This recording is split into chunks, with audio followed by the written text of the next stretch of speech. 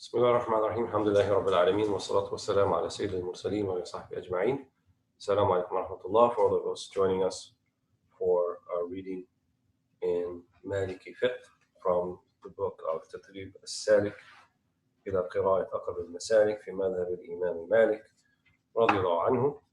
And last session we had read an introduction about the madhab in general, a little bit about its development and the development of this discipline or Islamic science of jurisprudence or fiqh in general, and that this particular book that we're reading from is sort of a abridgment of a former abridgment, another abridgment, namely that of Aqab al-Masalik, as the title indicates, of Imam al-Dardir.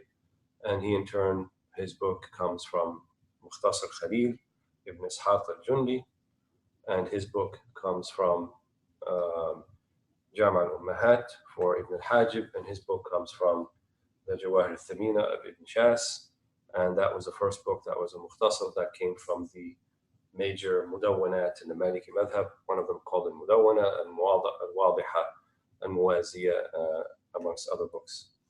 So this is kind of giving us what's called al-Khulasa, or the essence of the Maliki school. So while when we read in the coming chapters, the details in some of them, I would say will be a little bit scarce, but hopefully we're going to try to go over it in a way where it's sufficient for us for our everyday practice, because that's kind of the general idea. So even this is considered to be a medium level or maybe an advanced text in our day-to-day. The nice thing about it is that it covers most of the abwab, most of the chapters that we would need, and not just limited to ibadat or acts of worship, but also goes into issues of marriage, divorce, things that are lawful and unlawful to eat, and also some of the abwab of commercial transactions, some of the issues of commercial transactions.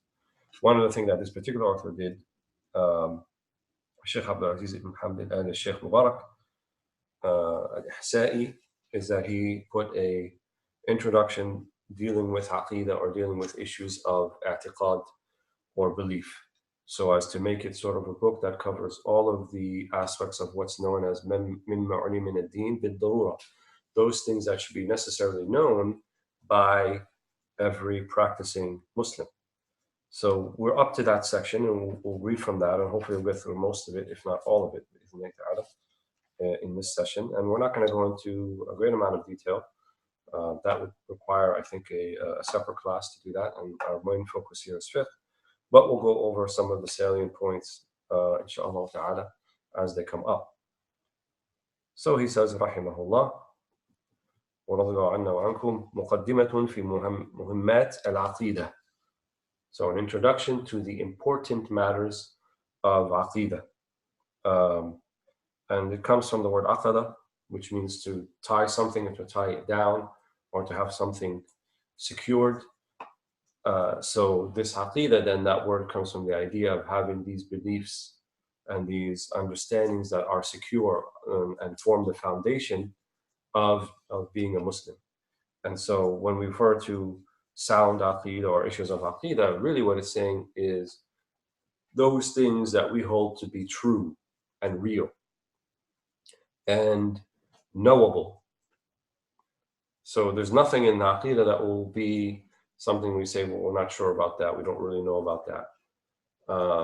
We will get to issues of what's called as-sam'iyat, which deal with things that the Prophet ﷺ informed the ummah about, things of the unseen world, the existence of heaven and hellfire and the angels and the jinn and so forth, and things of the afterlife that will take place, and some of the trials people go through, like al-mahshar and the gathering and the sirat and the bridge that goes between over hellfire towards paradise, and how the body of water or the pond of the Prophet Muhammad ﷺ. So those things, while they are mentioned, when we are not given a description of them, then all that's required is that we believe that they exist. And so we may not know exactly what they look like, and we won't know exactly what they look like, because things of the afterlife cannot be known really reasonably by anyone in this life until we actually reach the afterlife. So he says, رحمه الله, أول واجب على المكلف أن يعلم أن لا إله إلا الله أي لا إله في الوجود معبود بحق إلا الله. The first thing, أول واجب, right? And it's kind of a beautiful way to open it, because usually when we think about our lives, we think, what is the thing I need to do to make me happy, and what's the thing I need to do to make me feel satisfied or fulfilled, things like that. And it's not too often that we think, well, what is my first obligation, right? In other words, life is something about fulfillment of not what I see as my own personal needs, but if I'm here for a reason and I'm not the one who put myself here, then that means someone is mutafaddil aliyya. Someone has pronounced a favor upon me by putting me in this life and making me exist. And namely, that's Allah subhanahu wa ta'ala. And so then, if that's the case, then there must be something that I might owe, or something that I need to fulfill and be obligated to do. So that's how most of these books of Aqidah, they start off. The first mas'ala, the first issue is ما هو أول واجب? What is the first or primary obligation? أول واجب على المكلف, the first wajib, first obligation على المكلف. Here's another word he's introducing. The mukallaf الذي يكلف بكلفة, the one who is now held accountable and obligated at the same time. So the word taklif has this kind of duality to it, I would say, in my best estimation. There is a kind of a meaning or connotation of obligation, and there's also a meaning or connotation of responsibility and accountability, that you have things to do, and if you don't do them, there's going to be consequences for that. So that means there's accountability and responsibility. So the mukallaf then is the one now who is of enough sound intellect, post-pubescent, adult male or female, and not hindered in any way by sleep or unconsciousness or inebriation that they did not introduce upon themselves purposefully. We'll get into that later. Then in this case, we'd say that person is mukallaf. Also part of taklif is what's called bulugh al-da'wah, which is that they have been informed and made aware well enough that they've reached a level of taklif. So they've been informed well enough that, wait a minute, life is not just about you, getting your kicks and doing whatever you want, but there's actually something important that you should be doing here, right? And that requires a muballigh, right? Someone who's going to convey that message. So the Prophet ﷺ actually placed that responsibility upon all Muslims when he said, "Ballighu anni walau ayah," right? Convey from me, even if it's only one verse, right? And that conveyance can take a myriad of forms. It can be by word, it can be by deed, it can even be by state. And in fact, I believe he meant all of them, because he left it very general. بلغوا عني. يعني بشتى وسائل التبليغ, whichever ways that you're going to be able to convey that.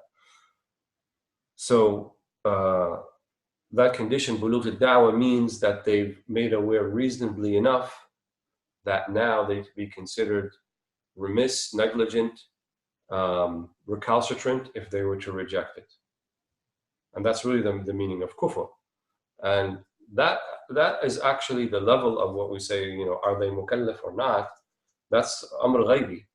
That's something you can't really know, right? It's not enough that you told people, I told them la ilaha illallah, I told them what it meant.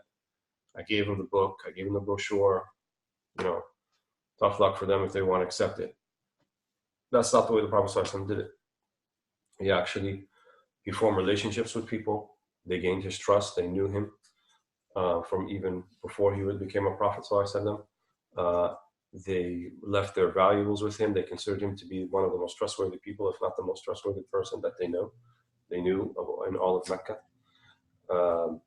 He was someone that Aisha described, Khadija described him as someone who tends to people's needs and يحمل الكل and يقضي الضيف and gives the guest his due and helps people who are in need and the poor and the needy and so forth. So all of that was not just part of Islam later on, but even preceded the prophethood itself. And so, they have to be sure it comes from a source that they can trust. And, if we're not doing it like that, if we think just somebody we just met, we can just kind of like throw Islam at them more or less, right?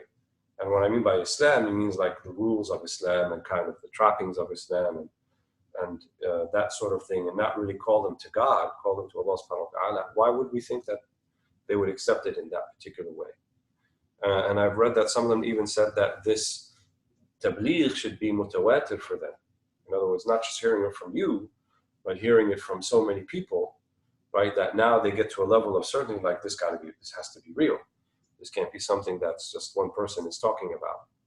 And it remains to be seen whether we have reached that level of tabligh or conveyance for the vast majority of people who consider themselves not to be Muslim, for example. It's not clear to me. And furthermore, Imam Ghazali said that if people have a distorted picture of Islam, like they think they know what Islam is, but it's not really that. So that is an added level of difficulty, obviously, in conveying the message to them. But also at the same time, you can't say that they're mukallaf. You can't say that they've reached that level of tabligh. Wallahu a'lam. So it's not for us to determine that. But if we know that about ourselves, well, then this certainly applies to us. Awwal wajib, right? The first obligation على المكلف أن يعلم لا إله إلا الله is to know that there is no deity worthy of worship, there is no true God except Allah subhanahu wa ta'ala. So it's an obligation from one aspect, but it's also an obligation to know something. So he doesn't go into it here, but there are buhuth and there are a lot of commentary on the idea of can someone just be a believer by copying somebody else, right? What's called a muqallid, someone just copying someone else in fi umur al-iman. They respect somebody or they got it from their parents and just copying them. Is that sufficient iman? And there's different opinions about that. Kind of the consensus is formed around the idea that it's sufficient, but it is sufficient in the sense we consider that person a believer, but deficient in that they've failed to do something that's an obligation, which is kind of to have this independent iman that's not dependent upon anyone that they're copying. Some of them also said that if they're impressed with someone copying them, if that other person were to go in a different way, but they would still stay firm on what they're following, then that's not really taqleed. That's not really following, because you may have gotten the original idea from someone you respect, but now you're independent in that sense. So obviously that wouldn't apply to them. Whatever the case may be, but to know, ya'lam, right? And the Arabic word ilm means to know with certainty unless otherwise indicated. So, and ya'lam, to know it, to be 100% certain about it. And then he explains, what does this la ilaha illallah mean? Ay la ilaha fil wujud ma'budun bihaq illallah. Right, and that's a very nice way to say it. There's no deity in existence to be worshipped rightfully except Allah. So people worship the trees, people worship the sun, people worship themselves in some ways. But none of those are bihaq. None of those are done rightfully because they're not worthy of being worshipped. So ultimately, the only one who's worthy of being worshipped is Allah subhanahu wa ta'ala. And so this sort of rhetorical device in Arabic language, which is a negation followed by an affirmation, is one of the most emphatic ways to say something, because it excludes everything else except that thing that is affirmed after the negation. So la, this is called la nafiya lil jins. La ilaha. There is no whatsoever, absolutely, ilah illallah. So that means believing, knowing that in existence Allah exists. Does that mean that we have to be intimately aware of every aspect of the nature of God? No, that's actually impossible, as we'll get to later. But primarily, we know that He exists, and primarily, we know that how to describe Him or understand Him via His names and attributes, which He's going to go into a little bit later. where he goes into it right now. وَأَنَّهُ وَاحِدٌ لَا شَرِيكَ لَهُ وَلَا نَظِيرَ لَهُ. That he is one, singular, is not two or three. لَا شَرِيكَ لَهُ, he is without partner. وَلَا نَظِيرَ لَهُ, he is without nadhir. I would not translate nadhir as partner. I would say as someone who is rival, probably is the best word. So what's the difference between sharik and nadhir? So the sharik is someone who shares in all of the attributes of the one that he is musharik with, the one that he is partners with. And the nadhir, or the rival, is the one that shares in most, if not many, of the attributes of the one that he is a rival to. So Allah doesn't have a partner, nor does he have a rival. Right? The world is not sort of divided into, a part that Allah controls and the devil has kind of some sayings. Abadan. That's not how we see it. The devil is a created, lowly creature just like the rest of us. And he has no power over Allah subhanahu wa ta'ala whatsoever. Right? La hawla wa la quwwata illa billah. So, واحد لا شريك له, no partner, no rival. وأن له الغنى المطلق بمعنى أنه قائم بنفسه لا يفتقر إلى ما سواه بل ما سواه إنما قام به. And that he has absolute self-sufficiency. Al-ghina, right? Sometimes we hear the word ghina, we think it means wealth, but actually it means to be not in need. So he is not in need absolutely of anything else. Al-ghina al-mutlaq. بمعنى, meaning إنه قائم بنفسه, that is completely self-sufficient. He doesn't need anyone or anything. لا يفتقر إلى ما سواه, right? He's not in need to exist or to maintain his existence or to ever existed to something besides himself. بل ما سواه إنما قام به. Rather the opposite. Everything besides Allah subhanahu wa ta'ala has only appeared, has only come about as a result directly of Allah subhanahu wa ta'ala. وأنه مخالف لما عداه بمعنى أنه لا يشبهه شيء من خلقه وأنه قديم لا أولية لقدمه وأنه باقي لا انتهاء لأبديته. So he's مخالف لما عداه. He is completely different in everything besides Allah subhanahu wa ta'ala. So there's no comparison between Allah and other things.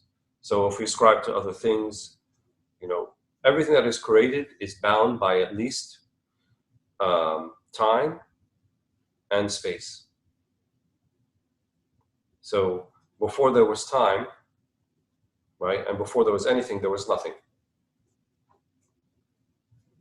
هل أتى على الإنسان حين من الدهر لم يكن شيئا مذكورا. Right? There did not come upon the time of a human being that he was not even a thing to be mentioned or remembered. So what was that time? Which wasn't time, but before there was anything, there was Allah. And in Hadith ibn Majah, كان الله ولا شيء غيره. There was Allah and there was nothing besides him or nothing other than him. And then Allah is now as he was then. And that's one of the hikmah of Ibn Atha al-Secondary. He completes it. كان الله ولا شيء معه وهو الآن على ما عليه كان. And he is now as he was then, since he's not affected by time. So everything else is going to be affected by time, and it's going to be affected by some sort of physicality to it, taking up some sort of space. If not in the terrestrial space of this realm, then at least some sort of fashion of that in the other realm, right? Because angels are amongst us, all around us. We don't see them. They could be sitting next to me and I'm moving my hand back and forth and it doesn't seem like I'm affecting them, but doesn't mean that they don't have their own sort of space in another realm. It's just something we cannot perceive. But Allah subhanahu wa ta'ala, none of that applies to him. So there is no past, present, and future when we're talking about Allah subhanahu wa ta'ala. Because past, present, and future only apply to something that previously didn't exist and now it exists. Previously was nothing and now it's something. So the act of creation is making something that previously, before it came about, was nothing. Only Allah subhanahu wa ta'ala has that power.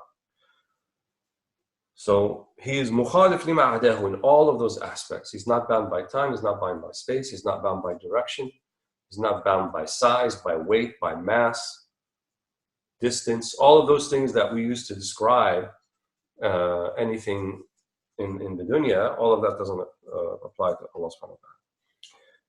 بمعنى أنه لا يشبهه شيء من خلقه, right? Meaning that nothing resembles him from his creation. وأنه, another separate thing, قديم لا أولية لقدمه. And he is qadim. This is a word that the Muslim theologians use to describe what I just tried to explain now, namely that Allah subhanahu wa ta'ala always existed, and he existed when other things didn't exist at all. So they had to use a word, a mustalah, a term that can refer to that. So they use the word qadim. So qadim in language actually means ancient or very old, normally. But in the terminology of the Muslim theologians, what they're talking about here is that Allah subhanahu wa ta'ala actually pre-exists everything, and that pre-existence also doesn't have a beginning. So if I had to translate al-qidam, for example, I would say it would be a beginningless pre-existence.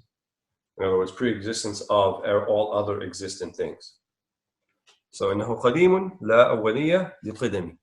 There's no beginning to his qidam. There's no beginning to his existence at all. وأنه باقي لا انتهاء لأبديته. And then the opposite, or the polar other side of that, هو باقي, right? So the general rule is everything that is like has no beginning and has a pre-existence, that also means it has no end and will last eternally. What do we use for the word? Baqi. Right? So baqi in the terminology of the Muslim theologians means something that is everlasting, with no end. لا انتهاء لأبديته, right? No end to his everlastingness, عز وجل. وأنه حي وله حياة, وأنه مريد له إرادة, وأنه قادر وله قدرة, وأنه عالم له علم, وأنه سميع وله سمع, وأنه بصير له بصر, وأنه متكلم وله كلام. So here it's talking about some of the rest of the attributes. وأنه حي, he is alive and he has a life. Why do we say that? Because Allah describes himself that way in the Quran. Allahu la ilaha al-hayyu al-qayyum. So we describe Allah, we attribute to him in the same way that he attributes to himself. So this hayat, or this life, is it anything like ours? Absolutely not. Ours is very limited. It has a beginning, it has an end. It is subject to deficiencies. It's not eternal, as we said. And it could be taken away, it could be given. All of those things don't apply to Allah subhanahu wa ta'ala. So Allah's hayat and his hay just means that all of these other attributes, right, we would not think of them being present in something that was dead. So that means the opposite of all these is untrue for Allah subhanahu wa ta'ala. فَهُوَ حَيٌّ وَلَهُ حَيَاةٌ وَأَنَّهُ مُرِيدٌ وَلَهُ إِرَادَةٌ. Right, and he also has a will and he wills things. Right, this is what we mean by irada. That means everything that happens in the universe is purposeful. There's a reason behind it. Right, what Aristotle referred to as final cause. There's always a reason behind things. Why? Because there is a will behind it. That means there's no sort of randomness in the universe, right? Just things happen randomly without some sort of will or intent behind why those things happen. And true randomness, I think, actually is kind of a fallacy, because whatever, someone presented to me like a tray of identical looking glasses of lemonade, for example, I'm not randomly going to choose one. I'm going to choose one, and there's going to be intent behind it. And maybe I'm not even aware why I chose one, but maybe I chose one on the right, maybe I chose one on the left, maybe I chose this one because it seemed to have a little more in it than the rest of it.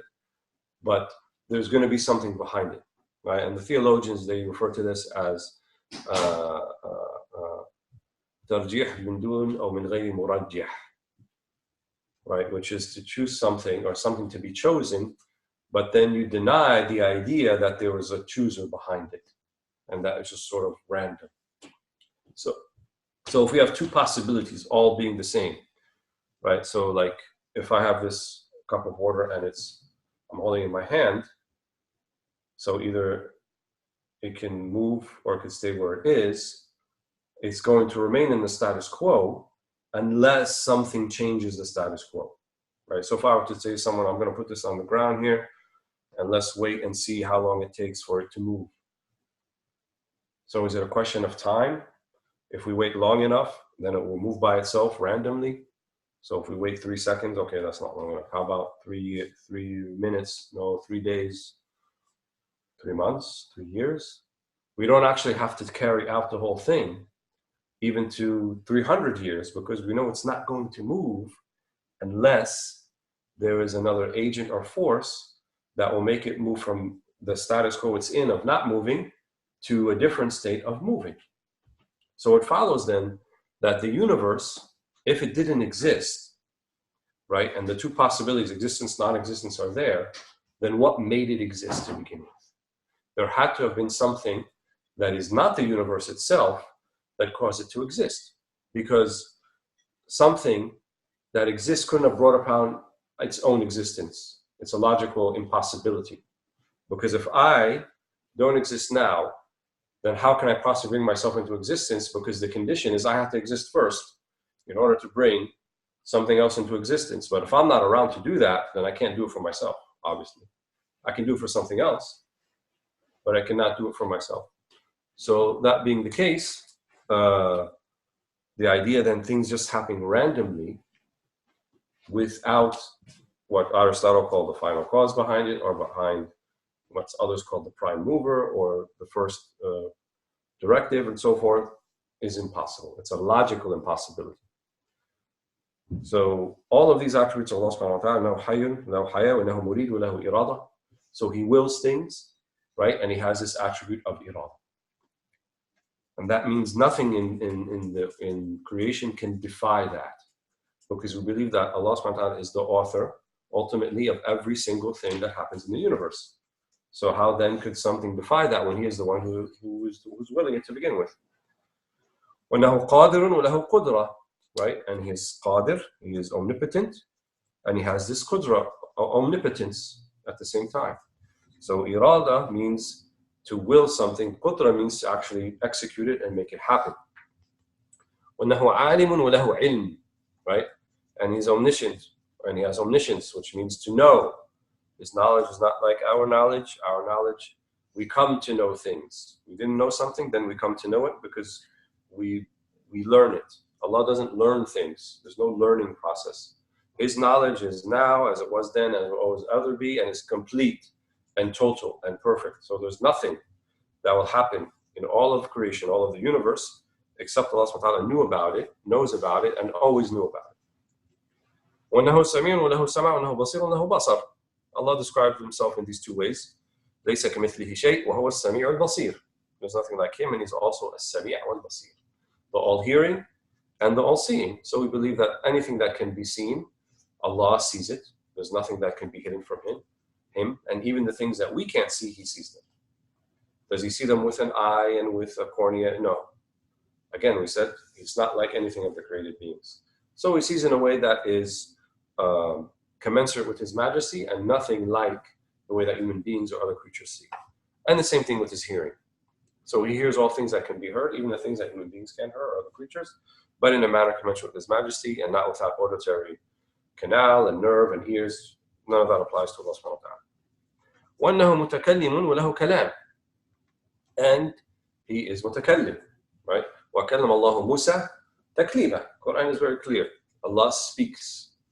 Does he speak like us with sounds or letters? He does not.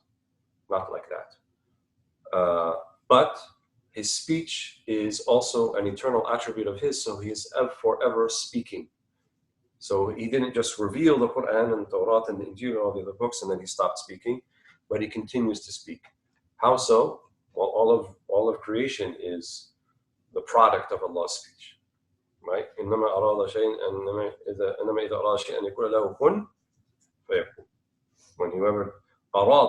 When he wills something to happen, he says to it, be and it is. Be and it is. Some of them said, how can he say to it when it doesn't exist yet?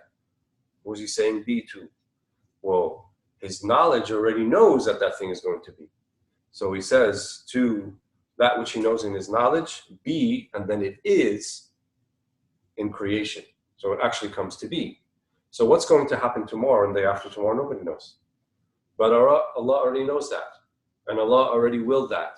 All that's left is for Allah to apply our understanding of his qudra to make that actually come and happen tomorrow, the day after, and so forth, right? And his power to make those things happen.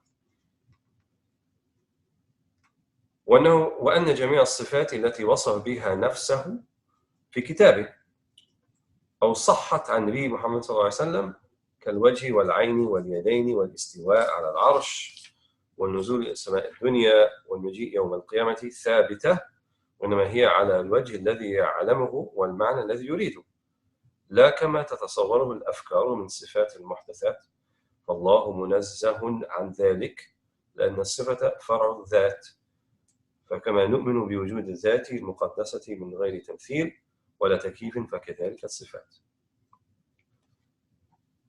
So those attributes, the only thing that they share in terms of how we relate them to ourselves, the ones that we just mentioned, is linguistic, the words, right? And they're not actually physical, they're meaningful attributes. So knowledge and hearing and seeing and so forth. However, there are other what seem to be attributes mentioned in the Quran, right? He says here, وَأَنَّ جَمِيعَ الصِّفَاتِ الَّتِي وَصَفَ بِهَا نَفْسُهُ فِي كِتَابِهِ. So those attributes he mentions and describes himself by in the Quran, في كتابه. So when we say kitab, or we say al-kitab, then it's known generally that that means the Quran, the book.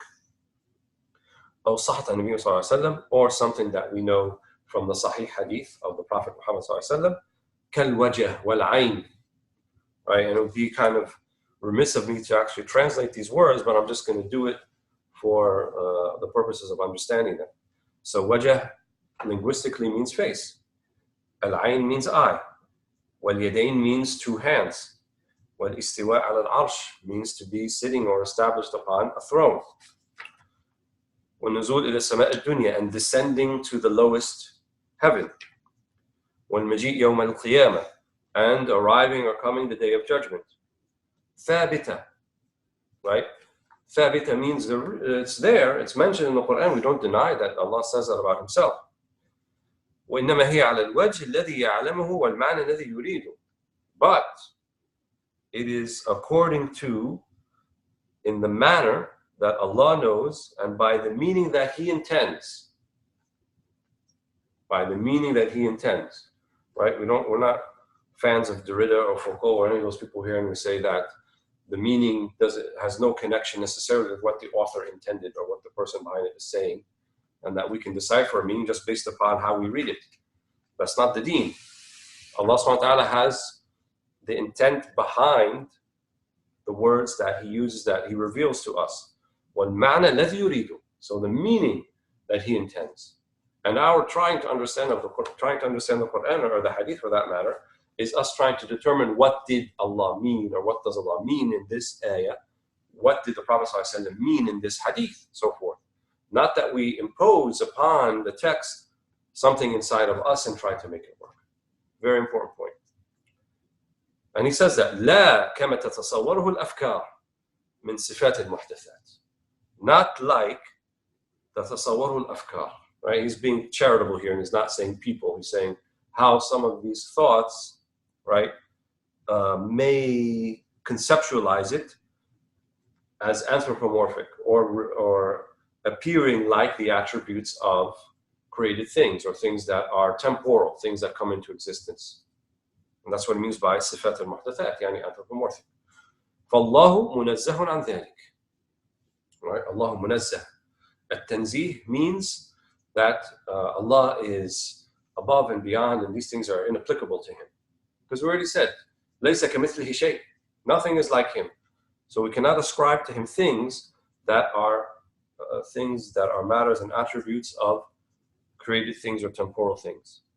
لَأَنَّ الصِّفَةَ فَرْعُ الذَّاتِ. Right? Because the way we understand the sifa or the attribute is that it is a fara, it's a branch of the essence. It's how we understand the essence. فكما نؤمن بوجود الذات المقدسة من غير تمثيل وتكييف فكذلك الصفات.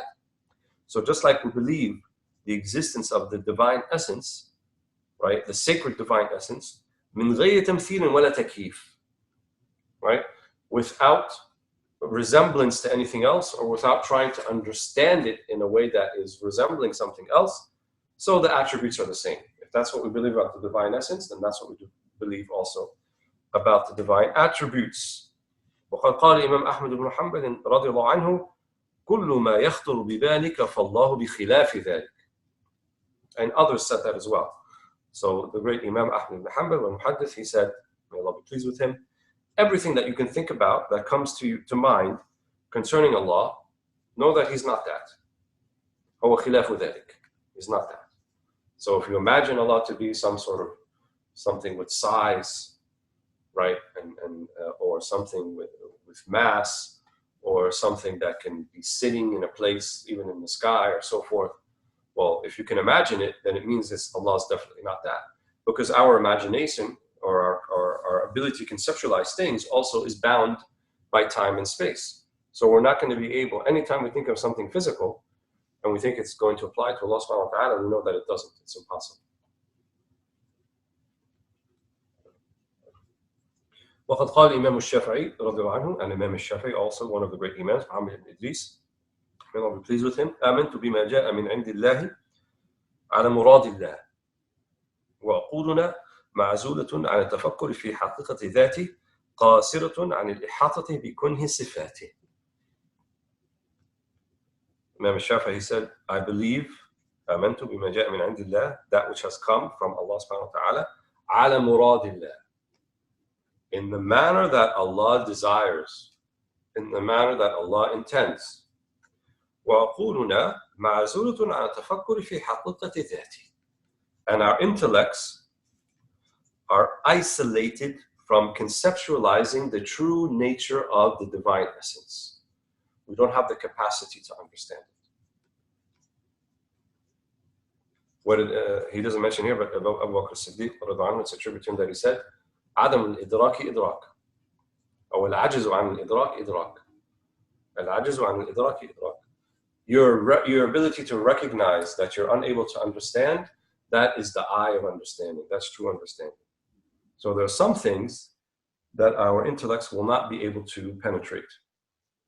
And amongst those things is kanhu that, or the true nature of the divine essence. So who understands that? Only Allah. Only Allah understands that. The prophetic understanding is much, much greater than our understanding, but even that is not the same as how Allah understands Himself. Wallahu a'lam. وأن الله اختار من بني آدم الأنبياء وعصمهم عن الصغائر والكبائر وأوحى إليهم وجعل منهم رسلا مبلغين عنه وأن نصفهم بالأمانة والصدق والفطانة وأنهم بلغوا ما أمر الله بتبليغه. Now he moves on to what's usually considered like the second third of Aqidah, which is called the Nubuwat. The first half, the first third is Ilahiyat, things dealing with Allah and His nature and His attributes. Then the second part is what's called the Nubuwat, or Prophetology, if you will, what we understand about the prophets and of course Prophet Muhammad sallallahu alaihi wasallam. وَأَنَّ اللَّهَ اخْتَارَ مِنْ بَنِي آدَمَ الْأَنْبِيَاءَ, and that Allah chose from amongst the children of Adam, the first man, also first prophet, the prophets. وَعَصَمَهُمْ عَنِ الصَّغَائِرِ وَالْكَبَائِرِ, and He protected them from falling into small sins or minor sins and major sins. الصغائر والكبائر. والعصمة, right, is one of the necessary attributes of prophets. One of the four necessary attributes of prophets that is understood as part of al-amana, which is al-isma, right, that they're infallible. How do we understand what seems to be like things they did that didn't fall into infallibility? How did Adam alayhi salam eat from the forbidden tree? How do we understand the verses in the Quran about the Prophet sallallahu alaihi wasallam, abasa wa tawalla an ja'ahu al-a'ma, right, that the Prophet sallallahu alaihi wasallam turned away from Abdullah ibn Abi Maktoum when he came towards him? How do we understand these things? Here, sagha'ir and kaba'ir, the sins are defined as that whichever sharia at the time, or as defined by Allah, defines a sin. And so something to be sinful has to be done willfully and without knowledge. And so what we do is what's called ta'wil, right? We understand, for example, that Adam eating from the forbidden tree along with Sittina Hawa, our mother, collective mother Eve, alayhi salam, may Allah salam be on both of them, was not done willfully. They were deceived by Satan, right? And also the proof that it was not done willfully and that Allah elevated and ennobled Adam even before that thing happened is when he said to the angels, Inni ja'alun fil ardi khalifa. He said to the angels, I am going to put on the earth a khalifa, a steward, a vicegerent. And this is before that Adam alayhi salam and Eve ate from the forbidden tree. So there had to be a mechanism by which Adam would be sent down to the earth. And there had to be a mechanism by which human beings who don't live up to the covenant of Allah subhanahu wa ta'ala, a way to redress those mistakes. What do we call that? Tawbah. And the clear example, the divergence between Satan and Adam alayhi salam, Adam tab, fatab Allahu alayhi. Right? Adam immediately sought repentance along with his wife Hawa, and so Allah accepted their repentance. What did Satan do? The opposite. Right? He became more recalcitrant, he became more disobedient. He said, give me pause until the day that they are resurrected. And his single existence or goal for his entirety of existence since that moment in time is to lead the children of Adam astray. He's the project manager, and the one project he has, lead all of the children of Adam astray. That's all he cares about. And it's all about revenge for him, basically, because he blames Adam alayhi salam for the situation that he found himself in. Because before all of that, he was amongst the angels, and he was seen as a respected worshiper of God, and no one referred to him as al-mal'oon, no one called him the accursed, or rajim, or the rejected. All of that came after this test he had when Allah asked him, prostrate before Adam, sujood ta'zim, right? You are fulfilling my command. You're not worshiping Adam by doing that. You're fulfilling my command. And you refuse to do so. And he's the first one to say the word I. قَالَ أَنَا خَيْرٌ مِّنْهُ. Said, I am better than him. نَعُوذُ بِاللَّهِ مِنْهُ. So, they are all infallible in that sense. Sagha'ir and kaba'ir. So those things we don't understand to be sinful, right? We may understand that Allah can issue a type of reprimand, indeed, to some of his prophets, and only Allah can do that. But even in the manner that Allah issues reprimands, it's much different than we would expect. When Allah says to the Prophet ﷺ, for example, in Surah At-Tawbah, عَفَى اللَّهُ عَنْكَ لِمَا أَذِنْتَ لَهُمْ. Right? Those who came and they were the munafiqun, they were the hypocrites, and they made all sorts of excuses not to go on the expedition to Tabuk. Right? They said it's very hot and we're going to get tired and we have our plantation, our date plantations to look after, and we're sick and so forth. So the Prophet ﷺ, عَفَى اللَّهُ, يعني أَذِنَ لَهُ. He gave them permission not to come. So then Allah subhanahu wa ta'ala reprimands him, عَفَى اللَّهُ عَنْكَ. Right? عَفَى اللَّهُ, يعني may Allah be clement with you, may He pardon you. So it's not kind of a word of retribution, but it's more of a word of, gentle reprimand. You're being too nice to them.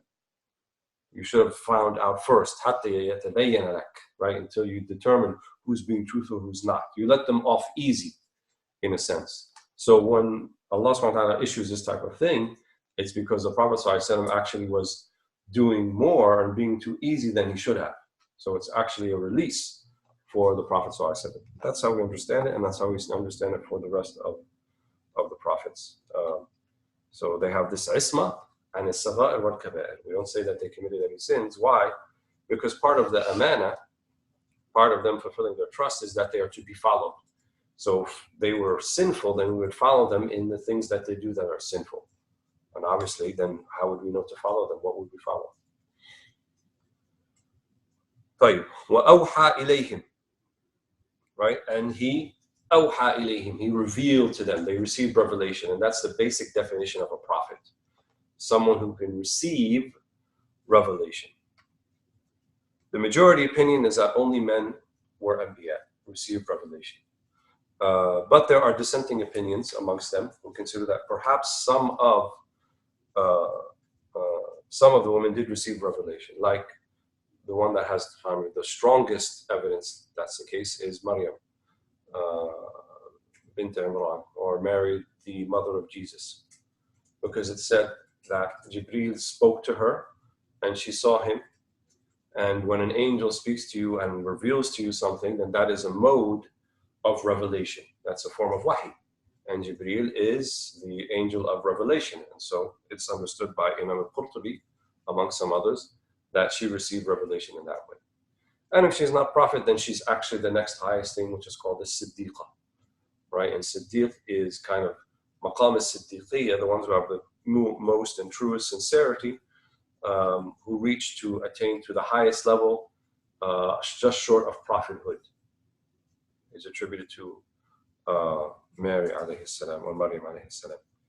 وَأَوْحَى إِلَيْهِمْ وَجَعَلَ مِنْهُمْ رُسُلًا مُبَلِّغِينَ عَنْهُ. And he made from amongst them messengers that conveyed his message. So generally speaking, we say not all prophets are messengers, but all messengers are prophets. And that a subset of the prophets were messengers. Some of the hadith indicate that there were 124,000 prophets, and of those 313 were rusul, or messengers. So the Quran does not list all of the messengers that ever lived, and the Quran even says this about it itself. From amongst them we have told you about them, and from amongst them we have not told you anything about them. So the 25 mentioned in the Quran are certainly messengers and prophets, but there are others who are not mentioned. وَأَنْ نَصِفَهُمْ بِالْأَمَانَةِ وَالصِّدْقِ وَالْفَطَانَةِ. Right, and those are the other three attributes. So an attribute of all messengers is what's called tabligh, that they're obligated to convey their message, so they wouldn't be a messenger without that. And then prophets have these other three also, and obviously messengers as well. Something called al-amana, which I described in a little bit of detail, which is the trustworthiness, and part of that trustworthiness is that they do not sin, they're infallible. Was-sidqi, honesty, so prophets can't lie, they can't be deceptive. Wal-fatana. Fatana, some of them added, which kind of means a type of, I would say, intelligence, but not just sort of critical intelligence, but also emotional intelligence, spiritual intelligence. In other words, the ability to engage and interact and understand situations that would, be conducive to them conveying the message. وَأَنَّهُمْ بَلَّغُوا مَا أَمَرَهُمْ اللَّهُ بِتَبْلِيغِ, as we said, and that they convey that which Allah subhanahu wa ta'ala has commanded them to convey. فَأَوَّلَهُمْ Adam, Abu al-Bashar, the first one was Adam, the father of all of mankind. وَآخِرُهُمْ نَبِيُّنَا مُحَمَّدٌ صلى الله عليه وسلم سيد البشر الذي نسخ الله بشريعته الشرائع وجعله رسولا إلى الناس كافة وختم به الأنبياء والرسل.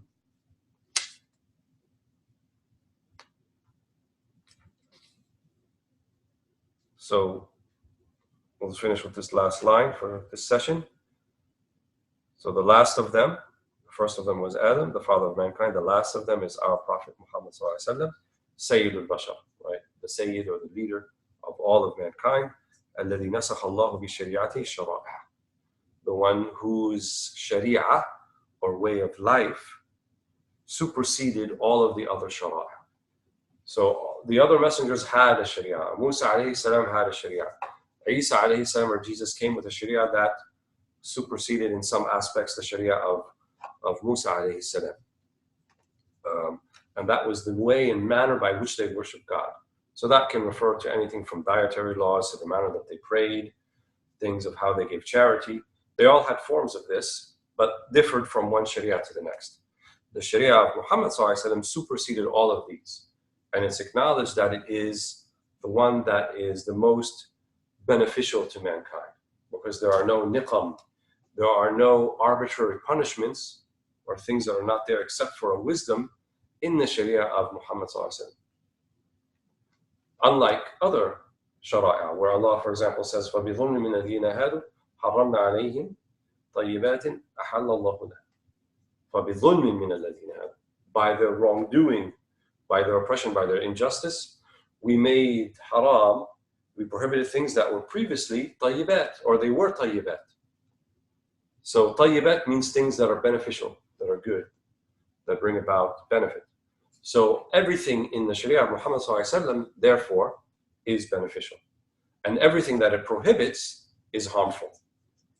So nothing that is harmful is going to be halal, and nothing that is beneficial, truly beneficial, is going to be haram. That's the Sharia of Muhammad ﷺ. وَجَعَلَهُ رَسُولًا إِلَى النَّاسِ كَافَّةً. And he has made him a messenger to all of the people. Kaffah.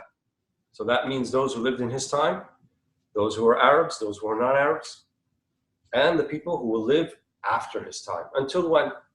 Until the day of judgment. Well, don't we believe in the second coming of Jesus? We do. But he will come back not as an independent messenger with a new Sharia, but as a follower of Muhammad ﷺ. When Jabir asked the Prophet ﷺ, Ya Rasulullah, mata kunta nabiyya?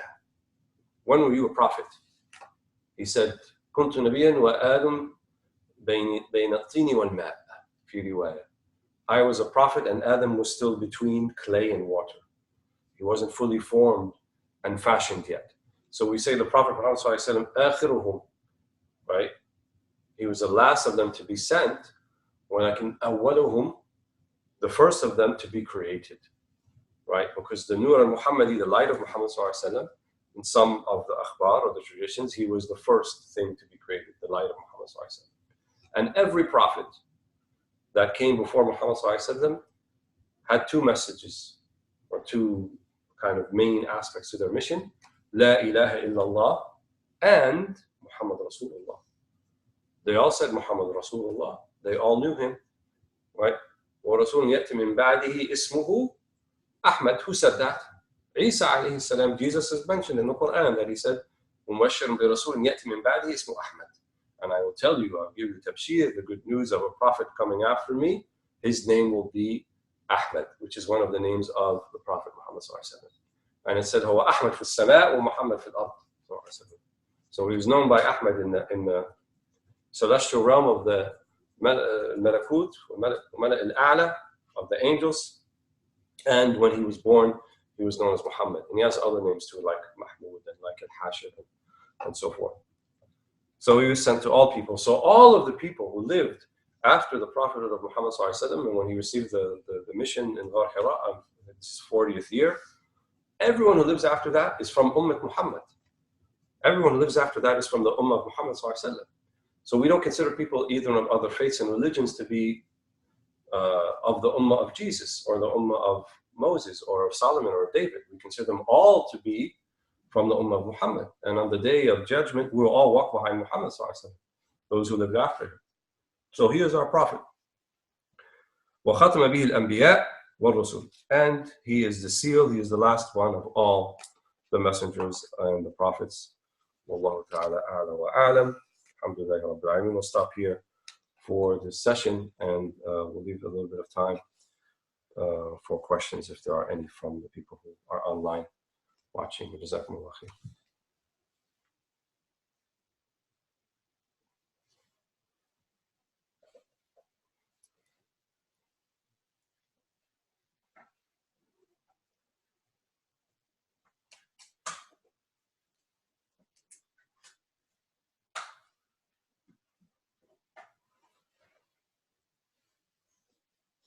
I have a question also.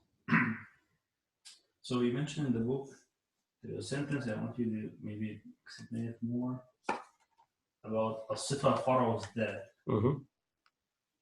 Can you just explain a bit?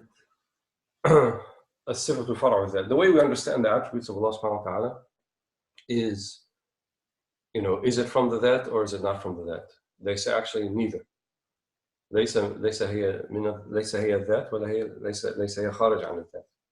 It's not in the essence and it's not outside of the essence, but it's the manner by which we understand the essence of Allah subhanahu wa ta'ala.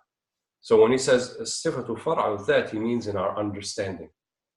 So just like all of the things that are going to hold true for الذات إلهية, for the divine essence, and that it can't resemble anything else, and it's unlike all the other essences and the created ones, the same thing must hold true for the attributes, because that's how we understand the that. Because remember, we said the that, or the essence, is really incomprehensible. We can't understand the true nature of it. So we need to understand the attributes at least to have enough of an appreciation and understanding so that we can worship Allah subhanahu wa ta'ala properly and understand the reality of the universe. Otherwise, how would we understand Him? So that means all of the attributes then have to follow in the sense fara, right, which means branch, but here it means follow in understanding that all that applies to the essence in terms of incomparability, right, adam al-mithliyah, also applies to the attributes as well. Yeah, no questions. Okay. Jazakumullah khair. This session is recorded and inshallah will be available for everyone, and we hope to see you all next week. Subhanallah, wa bihamdihi, wa salamun ala al-mursalin, alhamdulillah.